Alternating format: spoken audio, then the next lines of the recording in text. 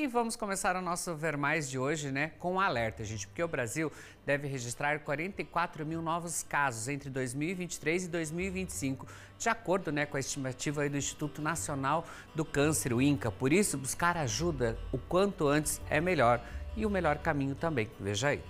E no nosso quadro de saúde dessa tarde, nós vamos conversar com o médico oncologista, o Dr. João, que vai falar pra gente sobre o câncer de intestino, que muitas pessoas ficam com aquelas dúvidas sobre os sinais, o diagnóstico, então ele vai explicar pra gente nesse bate-papo. Boa tarde, doutor. Muito boa tarde, obrigado pelo convite. Lisonjeado em falar sobre câncer de cólon, uma doença que a gente trata muito no consultório, uma doença muito incidente no nosso país, no mundo todo, a incidência aumentando, então acho um tema muito relevante. Até para as pessoas ficarem alertas sobre os sinais e já buscar o diagnóstico precoce, né, doutor? Exatamente.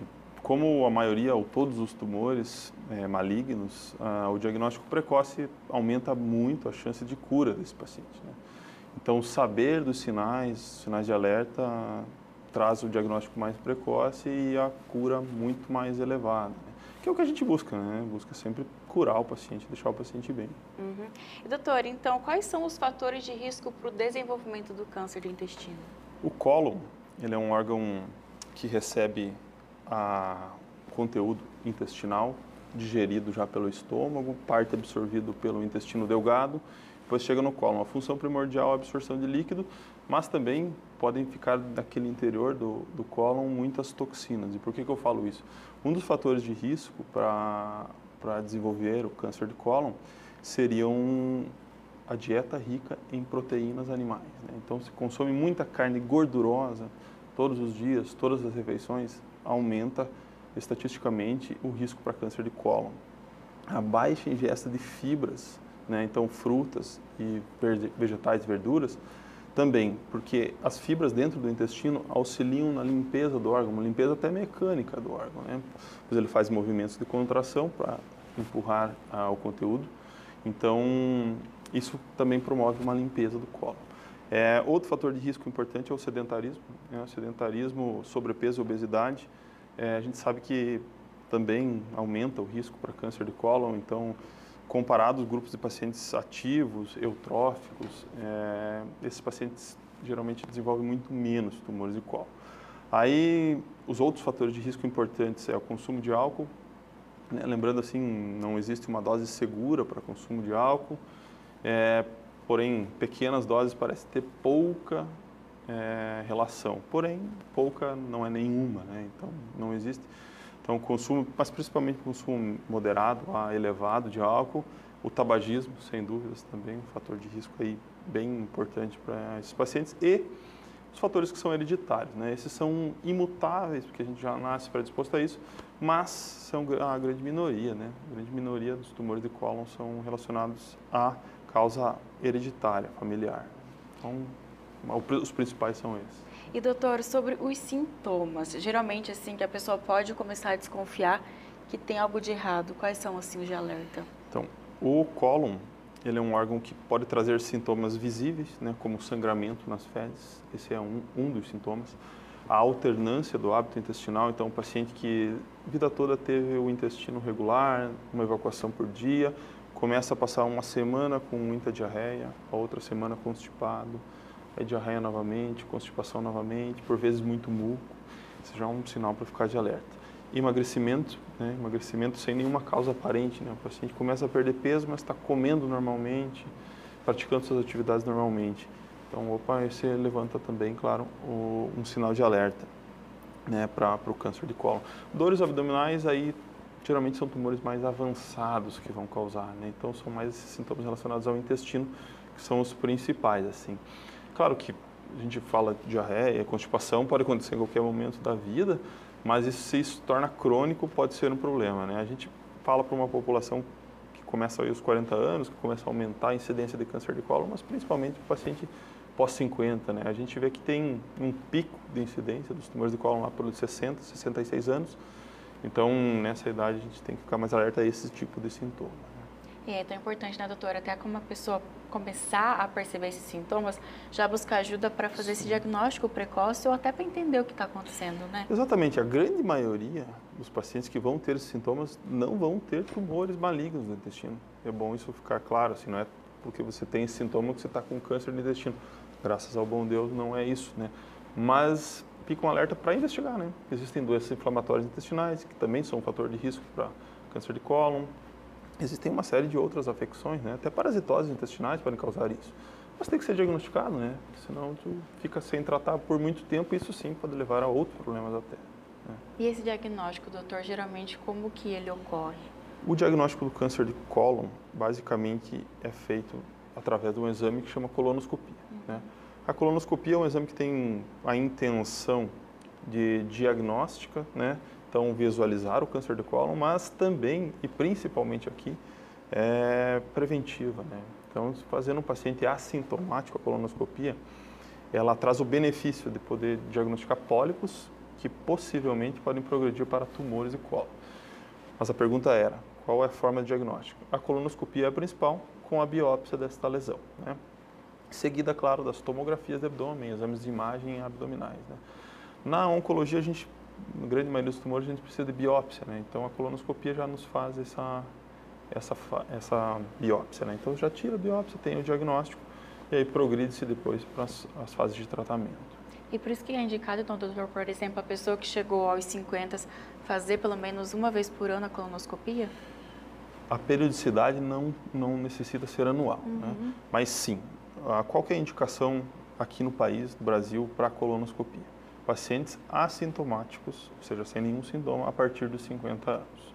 A periodicidade do exame, para quem não tem nenhum achado na colonoscopia, não tem divertículo, não tem nenhum tipo de pólipo, é a cada 10 anos. Entre 5 e 10 anos, mas é 10 anos, por regra. Neste ano aqui, no Congresso Mundial da ASCO, foi no começo do ano, em janeiro, teve um dia só debatido sobre cólon, pois a incidência dele vem aumentado muito. A mortalidade foi o tumor que mais aumentou a mortalidade agora, nos últimos anos. Tanto é que ela ocupa o segundo lugar hoje, né? Em homens e terceiro lugar entre as mulheres na mortalidade. Então, uma mortalidade muito alta por câncer, né? Então, propôs-se que a colonoscopia seja realizada 5 anos antes dos 50. Então, começar aos 45. Para pacientes, repito, assintomáticos. Pacientes com sintoma, que foram aqueles que a gente conversou antes, aí não existe um prazo, né? Tem o sintoma, começa o exame. Mas, via de regra, então, no país está valendo que pacientes acima dos 50 devem fazer o exame. Pacientes que diagnosticam alguns tipos de pólipos, aí a periodicidade é diferente. Pode ser semestral, pode ser anual, bianual, trianual, a cada 5 anos. Então, daí depende dos achados. Se não tiver nenhum achado, 10 anos é um bom prazo. E sobre aquele exame, doutor, do sangue oculto nas fezes, como que funciona? Porque às vezes as pessoas têm um pouco de receio da colonoscopia, porque a gente sabe, com preparo, demanda um pouquinho de um cuidado, enfim, é essencial. Então, às vezes as pessoas acabam indo para esse outro tipo de exame, né? Isso. O sangue oculto nas fezes também é um exame de rastreamento para câncer de cólon. Não faz diagnóstico, né? Não é possível você entender de onde que vem aquele sangue. É um exame que idealmente é feito anual, né? Todo ano, a partir dos 40 anos já pode começar a ser feito. Porém, apesar de ele não ter um preparo de uma colonoscopia, ele exige também uma alimentação bem adequada nos dias que antecedem, pois consumir muita carne vermelha, alimentos com corantes vermelhos, beterraba, por exemplo, é um alimento bem vermelho, contamina o exame e você tem um falso positivo naquele exame. Então, talvez tem que ter um cuidado também com a dieta. É um exame que é interessante, né, também como rastreamento, por ser barato para a população em geral, né? A colonoscopia é um exame que demanda preparo, como você falou, demanda um dia de anestesia, né? Um custo maior, mais elevado. Então, populacional, o sangue oculto é um bom exame, né? Pois, quando positivo, você indica a colonoscopia. Então, você acaba diminuindo o número de pacientes que fazem colonoscopia. Mas, a partir dos 50, colono, sem dúvidas, é o melhor exame. E sobre o tratamento, doutor? Eu sei que depende muito do estágio, da maneira que está, mas até o pessoal, assim, de uma forma geral, entender esse tipo de câncer, como que ele ocorre? Muito bem falado, o tratamento depende muito do estadiamento do tumor, né? Mas basicamente a gente divide em tumores apenas locais, tumores localmente avançados, que são aqueles que começaram no intestino e foram para as ínguas ali regionais e os tumores metastáticos foram para outros órgãos. A base do tratamento dos tumores de cólon é a cirurgia. Então, sempre que possível, a gente vai operar o paciente, né? Como eu havia falado, o cólon tem alguns locais, né? Então ele começa à direita, ascende até o fígado, vai ao outro lado do abdômen, que chama cólon transverso, desce aqui para a região mais baixa esquerda do abdômen e se direciona ao reto e ao canal anal. Cada localização dessas tem um tratamento diferente cirúrgico, mas basicamente é a cirurgia, né? Então, a cirurgia do câncer de cólon consiste na ressecção do tumor com margens, ou seja, a partir do tumor, algum segmento de cólon normal, margens de segurança que a gente fala, também depende muito do local, do tamanho, do paciente também, né? E a ressecção dos linfonodos. Então, com ou sem o uso da bolsinha, se os pacientes ficam com mais medo no câncer do intestino de operá-lo, é o uso da colostomia ou da ileostomia, né? Não é habitual, é exceção a gente usar isso, né? A não ser nos tumores de reto muito baixo, mas a grande maioria dos pacientes ou não usam ou usam por tempo muito curto, né? Que é um tempo de cicatrização mesmo, e depois ela é fechada e a vida segue normalmente. Então, a base é essa. Para os tumores que têm esses linfonodos, aquelas ínguas próximas do tumor comprometidas já, que é um tumor localmente avançado, o tratamento quimioterápico é feito como adjuvante, como complementar. Geralmente aí dura uns 4 a 6 meses esse tratamento e pós-acompanhamento. Agora, para os pacientes com tumores metastáticos, é um caso bem à parte, depende de onde é a metástase, né? Existem metástases em todos os locais do corpo, mas primordialmente as metástases são hepáticas, são no fígado, né? Também tem benefício o tratamento cirúrgico associado à quimioterapia, né? Para metástases pulmonares também, né?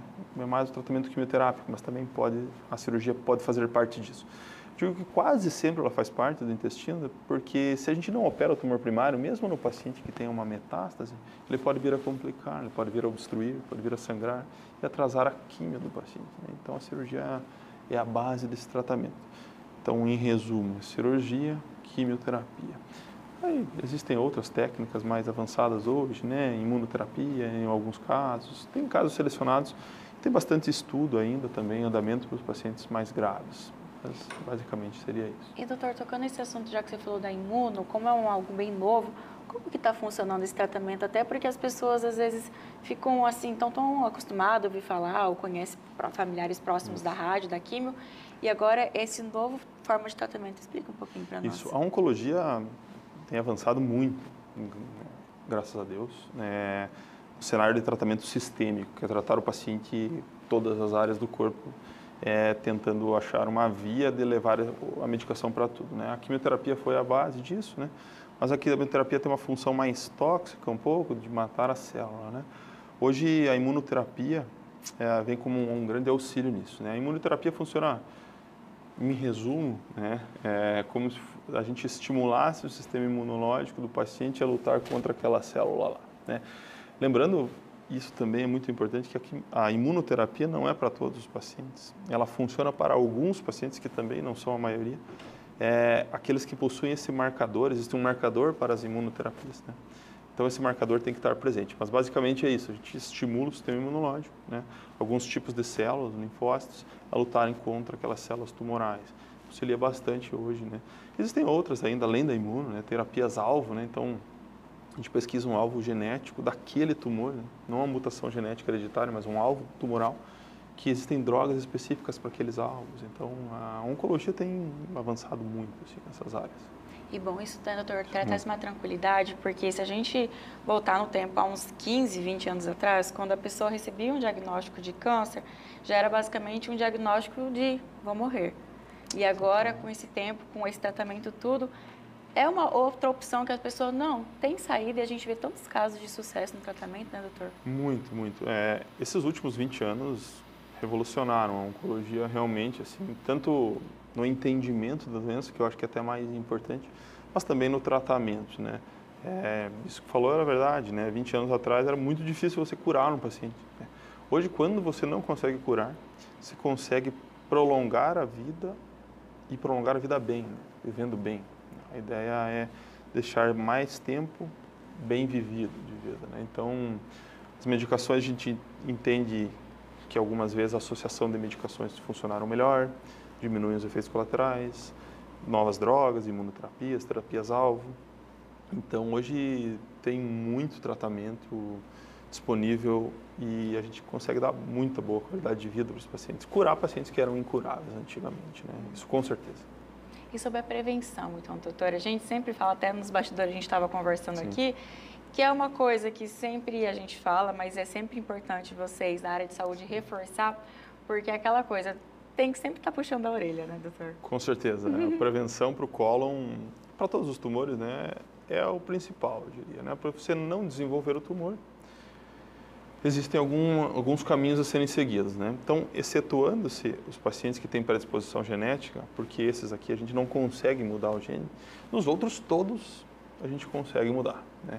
Basicamente são os hábitos de vida, né? Então, não fumar, não ingerir bebidas alcoólicas, né? Essas são duas bases aí para a gente não desenvolver.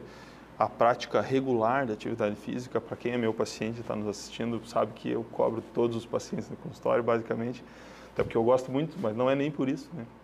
É porque a atividade física impacta demais no paciente, né? Primeiro, reduz muito o risco dele desenvolver um tumor. Caso ele venha a desenvolver o tumor, ele tem muito mais chance de se curar, estando eutrófico, estando com a musculatura boa, né? Então, a atividade física é muito importante. A dieta, como eu falei, rica em frutas, vegetais, verduras, e tentando deixar um pouco mais de lado, não é excluir, porque a gente sabe que a nossa alimentação é baseada em carne vermelha, mas tentar, se for consumir carne vermelha, carne mais magra, né? A carne mais vermelha, gordurosa, é a que mais causa dano lá para o cólon, né? Então, dieta, atividade física e hábitos saudáveis. Acho que isso é o que fica para a prevenção do câncer de cólon. Doutor, quero te agradecer então mais uma vez pela sua participação na corrida do consultório, que hoje deu tempo. Obrigada, viu? Eu que agradeço, sempre à disposição. Muito obrigado. Então, gente, vamos ter esses cuidados da prevenção e qualquer sinal de alerta, como o doutor falou, procure ajuda para você identificar e aquela questão, quanto antes começar o tratamento, mais chances de cura também. Agora eu voltei para o estúdio em Cascavel. Valeu, doutor João. Muito obrigado aí, né, por passar essas explicações pra gente, orientações aí para esses sinais aí, né, os exames de rotinas também que devemos fazer para essa prevenção e o diagnóstico precoce. Obrigado pelas dicas.